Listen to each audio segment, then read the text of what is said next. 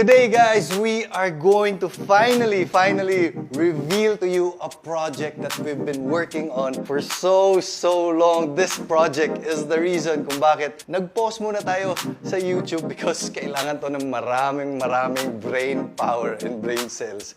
Pero guys, seeing it right now with all the renders and this scale model that we'll show you today makes it all worth it. This is the Rise at Monterazzas.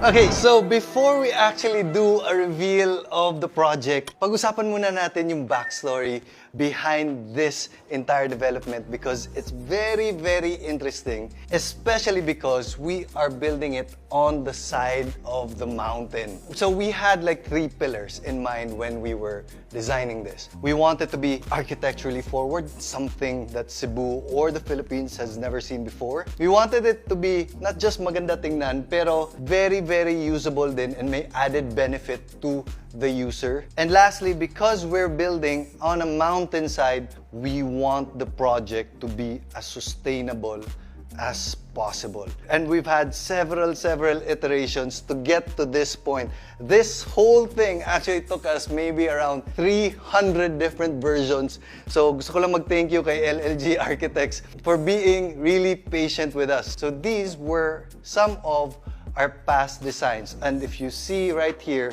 it looks like any other project. It doesn't hit those pillars na gusto namin.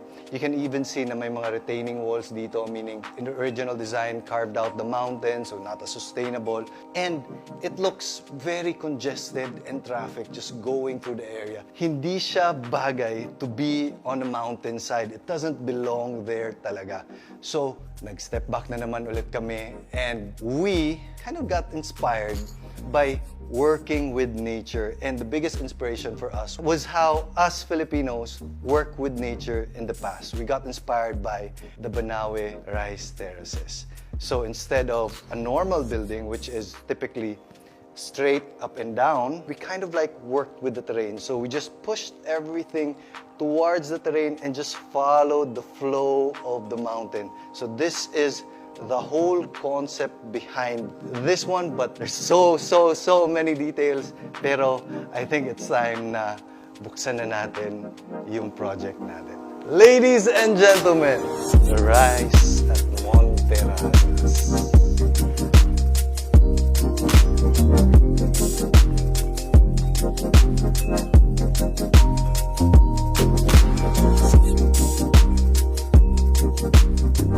This is what we've been working on for so long, and honestly, to see it in front of me right now brings so much joy to my heart because there was a lot of times where we thought, baka itong project na to, hindi to posible because there were a lot of details that we had to think through, to work on, just to make this into what it is today. So for example, kanina pinakita natin na vertical yung structure, di ba?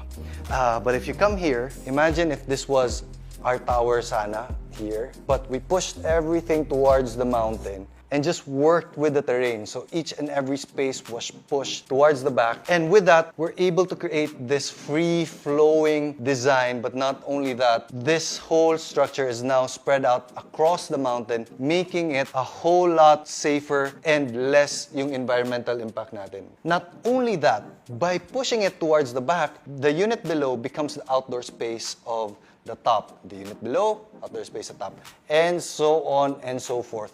So, this makes the entire project feel more like a home because each and every unit, meron na siyang malaking outdoor space. Some of the units here even have a bigger outdoor space than my own house, and that is something we were able to offer for the Rise. Not only does it look good, it has all the advantages of a home with the advantages of condominium living.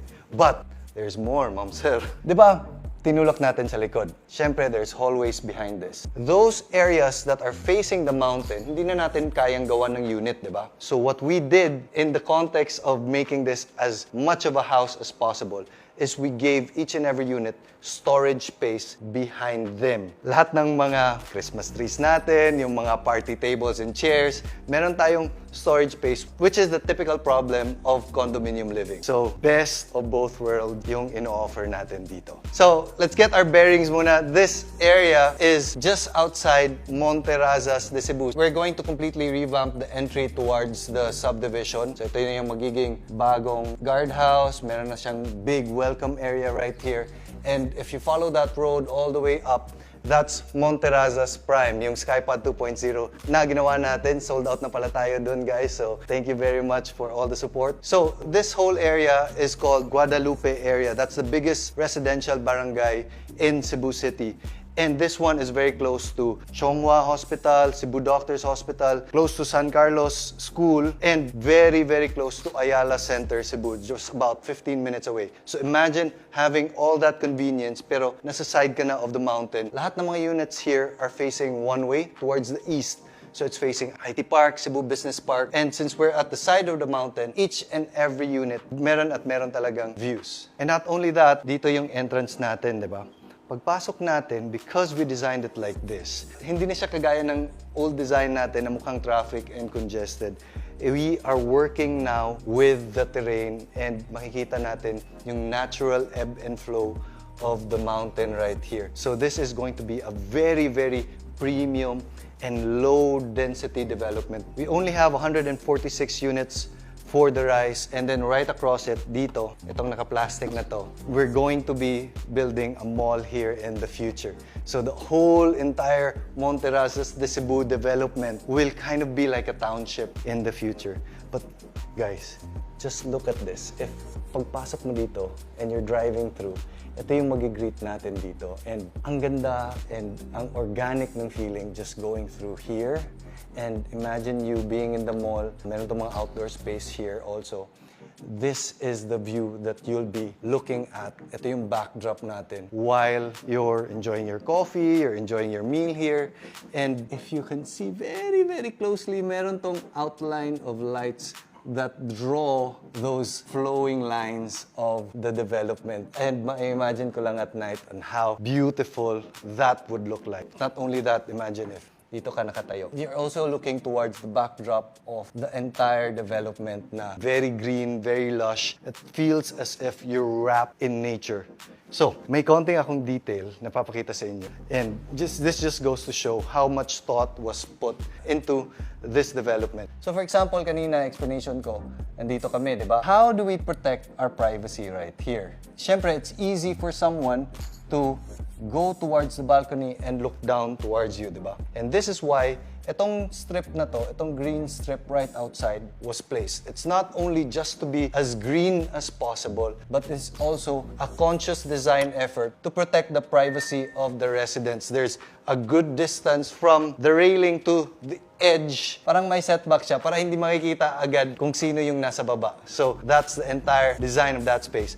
By doing this strip also of greenery, we are able to give back towards the mountain 1 hectare of greenery. So just to give that context, yung bahay ko mga 300 square meters, 400 square meters. So that's like 20 to 30 skypods just on greenery alone. Speaking of greenery and sustainability, this was something that's very smart that was done by one of our consultants. So this would be very, very expensive to maintain, to water. So we actually designed the Rise to have an irrigation system similar to those in mga farms. So this entire building will be collecting all the rainwater to a tank down below, and then meron tayong irrigation system. It's a drip irrigation system that makes the entire strip of garden in front of you virtually maintenance-free. So that is one of the sustainable solutions na ginawa namin dito. Anyway, tour muna tayo sa project itself. So, pagpasok natin, going straight would be Monterazzas Cebu. Going to the left, this driveway right here would lead you to mga parking spaces natin dito sa baba. All the parking spaces of the Rise will have provisions for electric car charging. Lahat, hindi siya charging station.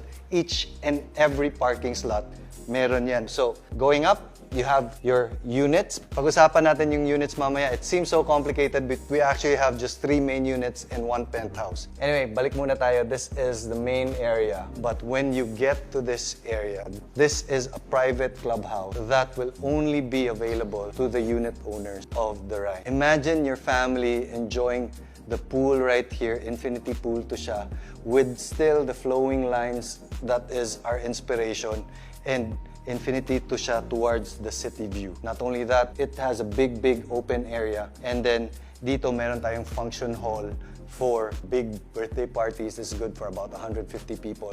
On the other side, you have a gym right here.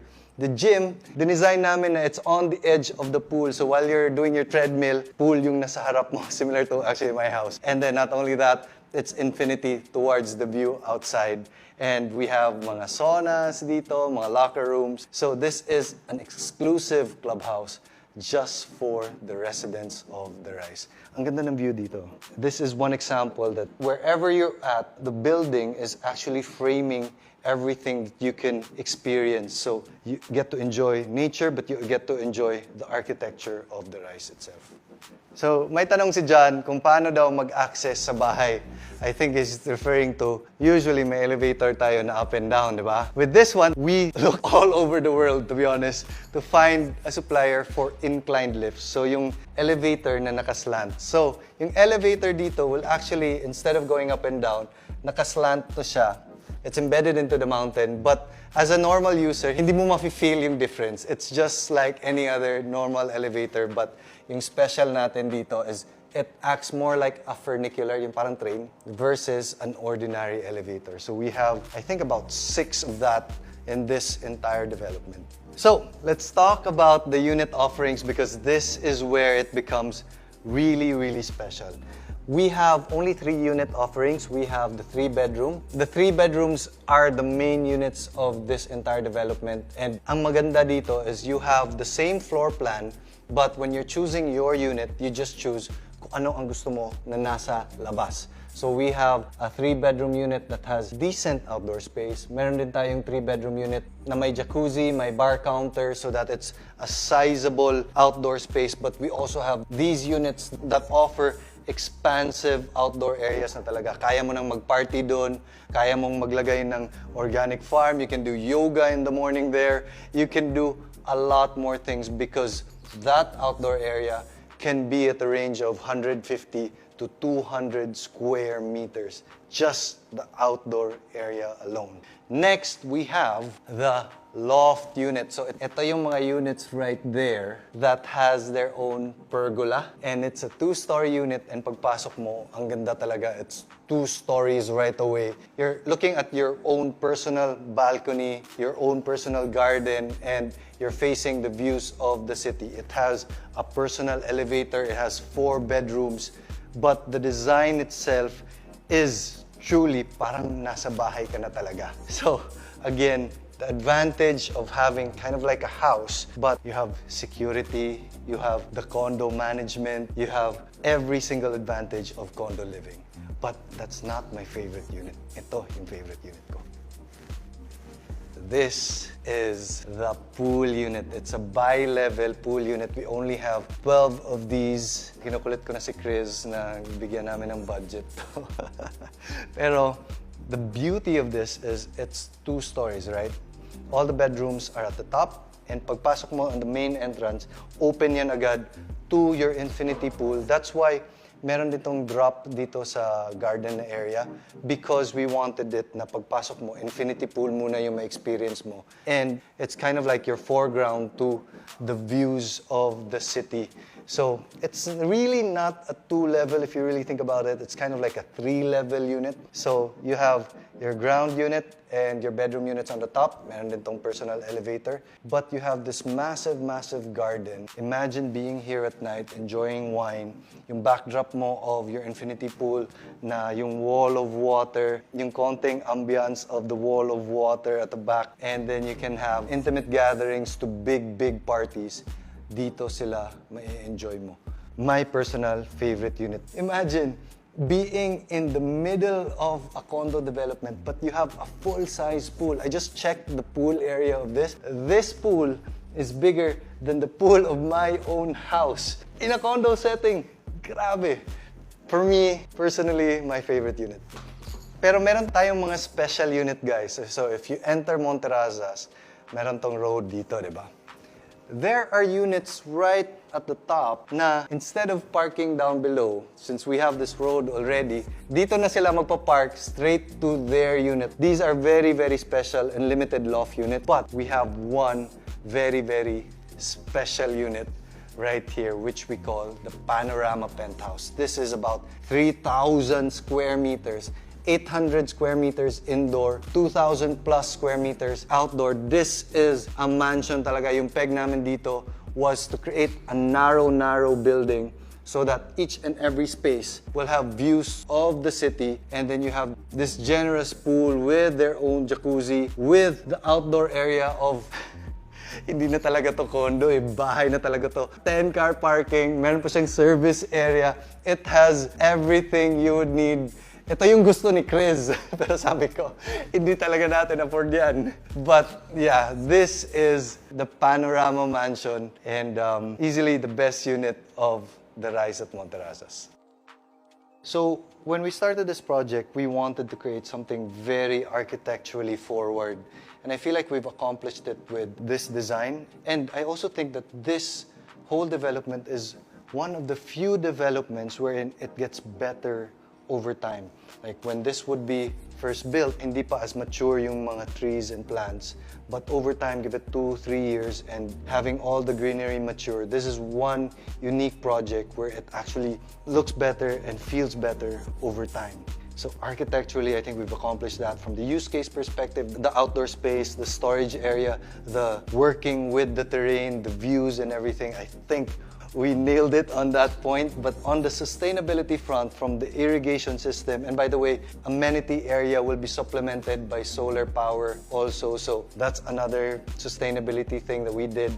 And just by making this future-proof with the electric car charging and just being able to work with nature on this project really truly does like warm my heart, as cheesy as it sounds. This is a project that I'm truly proud of, but I know you guys will have a lot more questions. I can imagine yung mga questions about where the rainwater goes, soil stability, earthquake, kung paano namin in-address yun. I think this is a long enough video.